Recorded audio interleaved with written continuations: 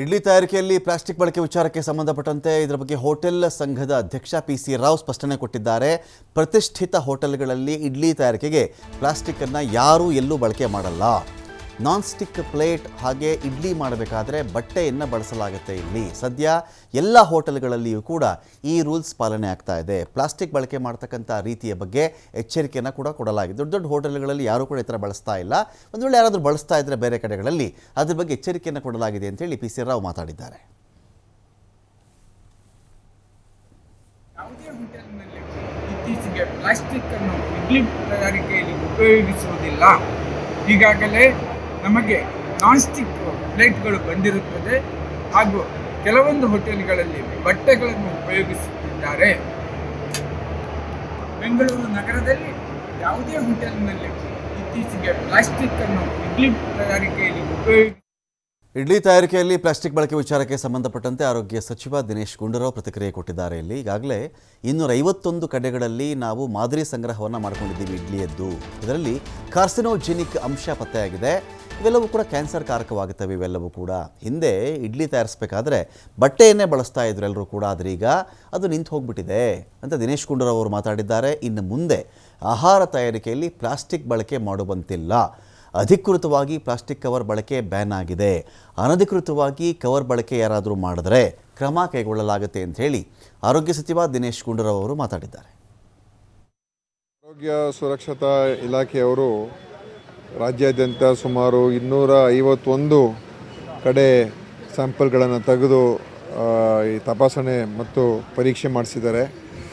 ಅದರಲ್ಲಿ ಏನಂದರೆ ಈ ಇಡ್ಲಿಯನ್ನು ಏನು ಬೇಯಿಸ್ತಾರೆ ಆವಾಗ ಹಿಂದೆ ಎಲ್ಲ ಬಟ್ಟೆ ಉಪಯೋಗಿಸಿ ಮಾಡೋರು.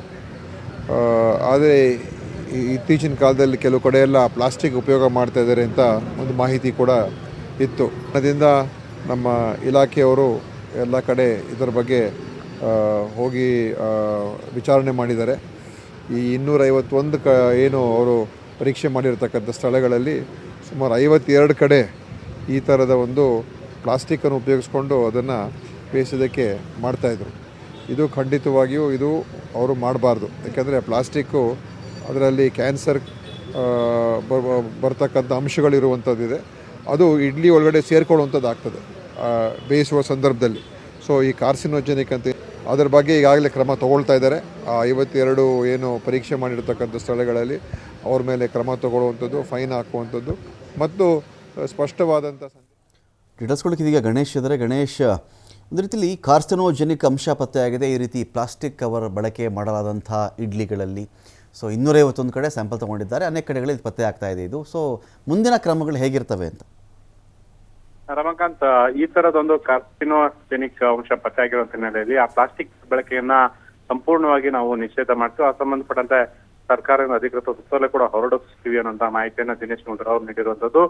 ಅಂದ್ರೆ ಆಹಾರ ಇಲಾಖೆ ಒಂದು ಸ್ಯಾಂಪಲ್ ಅನ್ನ ಪಡ್ಕೊಳ್ಳುತ್ತೆ. ಅಂದ್ರೆ ಫುಟ್ಪಾತ್ಗಳಲ್ಲಿ ಅಥವಾ ಒಂದು ಸಣ್ಣ ಸಣ್ಣ ಹೋಟೆಲ್ಗಳಲ್ಲಿ ಏನಿರ್ತದೆ ಅಲ್ಲಿ ಇಡ್ಲಿಯನ್ನು ಏನ್ ತಯಾರು ಮಾಡೋ ಸಂದರ್ಭದಲ್ಲಿ ಹಿಂದೆ ಬಟ್ಟೆಗಳನ್ನ ಬಳಸ್ತಾ ಇದ್ರು. ಬಟ್ಟೆಯನ್ನ ಇಟ್ಕೊಂಡು ಬಟ್ಟೆಯನ್ನ ಹಾಕಿ ಆ ಶಾಖದ ಮೂಲಕ ಅದನ್ನ ಇಡ್ಲಿಯನ್ನ ತಯಾರು ಮಾಡುವಂಥದ್ದು ಅಥವಾ ನೀಡುವಂತ ಪ್ರಕ್ರಿಯೆ ಆಗ್ತೈತೆ. ಆದ್ರೆ ಈಗ ಇತ್ತೀಚೆಗೆ ಬಟ್ಟೆ ಬದಲಾಗಿ ಅರ್ಜೆಂಟ್ ಎಲ್ಲೋ ಅಥವಾ ತರಾತುರಿಯಲ್ಲೋ ಅಥವಾ ಬೇರೆ ಬೇರೆ ಕಾರಣಗಳಿಂದೆಲ್ಲ ಪ್ಲಾಸ್ಟಿಕ್ ಅನ್ನ ಬಳಕೆ ಮಾಡ್ತಿರೋದು. ಅಂದ್ರೆ ಆ ಪ್ಲಾಸ್ಟಿಕ್ ಬಳಕೆಯಿಂದ ಒಳಗಡೆ ಏನು ಶಾಖ ಇರುತ್ತೆ ಅದು ಉತ್ಪತ್ತಿಯಾಗಿ ಕಾರ್ಸಿನೋಜೆನಿಕ್ ಅಂಶ ಪತ್ತೆ ಆಗಿರೋದು. ಅದನ್ನ ಸೇವನೆ ಮಾಡುವಂತವರಿಗೆ ಕ್ಯಾನ್ಸರ್ ಬರ್ತಾ ಇದೆ, ದೇಹದಲ್ಲಿ ಕಾಣಿಸ್ಕೊಳ್ತಾ ಇದೆ ಅನ್ನೋ ಅಂಶ ಈಗ ಬೆಳಕಿಗೆ ಬಂದಿರುವಂತ ಹಿನ್ನೆಲೆಯಲ್ಲಿ ಆ ತರದ ಒಂದು ಪ್ಲಾಸ್ಟಿಕ್ ಏನಿದೆ ಅದರಲ್ಲೂ ಕೂಡ ಹೋಟೆಲ್ಗಳಲ್ಲಿ, ಸಣ್ಣ ಸಣ್ಣ ಹೋಟೆಲ್ಗಳಲ್ಲಿ ಎಲ್ಲಿ ಬಳಸ್ತಾರೆ ಈ ತರ ಇಡ್ಲಿಗಳನ್ನ ನೀಡುವಂತ ಹೋಟೆಲ್ಗಳು ಬಳಸ್ತಾರೆ, ಅದೆಲ್ಲವೂ ಕೂಡ ಸಂಪೂರ್ಣವಾಗಿ ನಾವು ನಿಷೇಧ ಮಾಡ್ತೀವಿ ಅನ್ನೋಂತಹ ಮಾಹಿತಿಯನ್ನ ಸಚಿವರು ನೀಡಿರುವಂತದ್ದು. ಇದ್ರ ಬಗ್ಗೆ ಆಹಾರ ಇಲಾಖೆ ಕೂಡ ಈಗಾಗಲೇ ಸ್ಯಾಂಪಲ್ ಪಡ್ಕೊಂಡು ಅದು ಅಧಿಕೃತ ಆಗಿರೋದ್ರ ಹಿನ್ನೆಲೆಯಲ್ಲಿ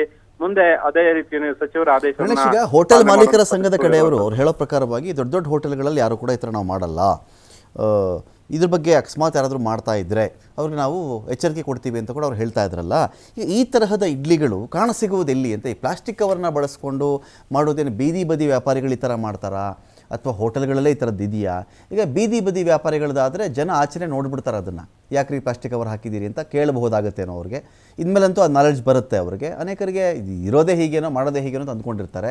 ಇದರ ಕಥೆ ಏನು, ಎಲ್ಲಿ ಜಾಸ್ತಿ ಬಳಸ್ತಾ ಇದ್ದಾರೆ ಇದನ್ನು ಅಂತ? ಆಹಾರ ಇಲಾಖೆ ಅಧಿಕಾರಿಗಳು ಹೇಳುವ ಪ್ರಕಾರ ಅಥವಾ ಅವರು ಸ್ಯಾಂಪಲ್ ಅನ್ನ ಪಡ್ಕೊಳ್ಳೋ ಸಂದರ್ಭದಲ್ಲಿ ಸಣ್ಣ ಹೋಟೆಲ್ಗಳು, ಅದರಲ್ಲೂ ಕೂಡ ಬೀದಿ ಬದಿ ಹೋಟೆಲ್ಗಳ ಜೊತೆಗೆ ಸಣ್ಣ ಸಣ್ಣ ಕ್ಯಾಂಟೀನ್ಗಳು ಇರ್ತವೆ, ಕೆಫೆಗಳಿರ್ತವೆ. ಒಂದು ರೀತಿಯಲ್ಲಿ ಬೆಳಗ್ಗೆ ಹೊತ್ತು ಮಾತ್ರ ತೆರೆಯುವಂತಹ ಒಂದು ರಸ್ತೆ ಬದಿಯಲ್ಲಿ ಒಂದು ಅಂಗಡಿಯಲ್ಲಿ ಇಟ್ಕೊಂಡು ಮಾಡುವಂತವ್ರು ಇರ್ತಾರೆ. ಅಂತ ಹೋಟೆಲ್ಗಳಲ್ಲಿ ಇದು ಪತ್ತೆಯಾಗಿರೋದು. ಅದು ದೊಡ್ಡ ದೊಡ್ಡ ಹೋಟೆಲ್ಗಳಲ್ಲಿ ಅದು ಬಟ್ಟೆಗಳನ್ನ ಬಳಸುವ ಪ್ರಕ್ರಿಯೆ ಆಗ್ತದೆ. ಆದ್ರೆ ಅಲ್ಲಿ ಯಾವ ದೊಡ್ಡ ಹೋಟೆಲ್ ಅಥವಾ ಯಾವ್ದಾದ್ರು ಒಂದು ದರ್ಶಿನಿಯಲ್ಲೋ ಅಥವಾ ಉಪಹಾರಗೃಹದಲ್ಲೋ ಆ ತರದೆಲ್ಲಾದ್ರೂ ಬಳಸೋದ್ರ ಬಗ್ಗೆ ಆಹಾರ ಇಲಾಖೆ ಕೂಡ ಹೇಳ್ತಾ ಇಲ್ಲ. ಅವ್ರು ಹೇಳಿರೋದು ಕೆಲವು ನಾವು 250ಕ್ಕೂ ಹೆಚ್ಚು ಕಡೆಗಳಲ್ಲಿ ನಾವು ಚೆಕ್ ಮಾಡಿಸಿದೀವಿ, ಸ್ಯಾಂಪಲ್ ಅನ್ನು ಪಡ್ಕೊಂಡಿದೀವಿ ಅಂತ ಹೇಳ್ತಾ ಇದಾರೆ. ಇದ್ರ ಜೊತೆಗೆ ಹೋಟೆಲ್ ಉದ್ಯಮದವರು ಹೇಳುವಂತದ್ದು, ನಾವು ಬಟ್ಟೆಯನ್ನ ಬಳಸ್ತೀವಿ, ಯಾಕಂದ್ರೆ ಅಲ್ಲಿ ಒಂದೇ ಸಮಯದಲ್ಲಿ ಸಾವಿರಾರು ಇಡ್ಲಿಗಳನ್ನ ತಯಾರು ಮಾಡ್ಬೇಕಾಗತ್ತೆ. ಅವರಿಗೆ ಬಲ್ಕ್ ಆರ್ಡರ್ಗಳು ಇರುವಂತ ಹಿನ್ನೆಲೆಯಲ್ಲಿ ಅಥವಾ ಗ್ರಾಹಕರ ಸಂಖ್ಯೆ ಹೆಚ್ಚಾಗಿ ಬರುವಂತ ಹಿನ್ನೆಲೆಯಲ್ಲಿ ಬಟ್ಟೆಗಳನ್ನ ನಾವು ಬಳಸಬೇಕಾಗುತ್ತೆ, ಪ್ಲಾಸ್ಟಿಕ್ ಅನ್ನು ಬಳಸಲ್ಲ ಅಂತ ಹೋಟೆಲ್ ಅಸೋಸಿಯೇಷನ್ ಅವ್ರು ಹೇಳ್ತಾ ಇದ್ರು. ಕೂಡ ಯಾರು ಕೂಡ ಈ ಬಗ್ಗೆ ಗ್ರಾಹಕರಾಗ್ಲಿ ಸಂಬಂಧಪಟ್ಟ ಆಹಾರ ಇಲಾಖೆಯಲ್ಲಿ ಯಾರು ಕೂಡ ಇದನ್ನ ದೊಡ್ಡ ದೊಡ್ಡ ದಕ್ಷಿಣ ಹೋಟೆಲ್ ಕೂಡ ಚೆಕ್ ಮಾಡಿಲ್ಲ, ಸ್ಯಾಂಪಲ್ ಅನ್ನು ಪಡ್ಕೊಳ್ಳಿಲ್ಲ.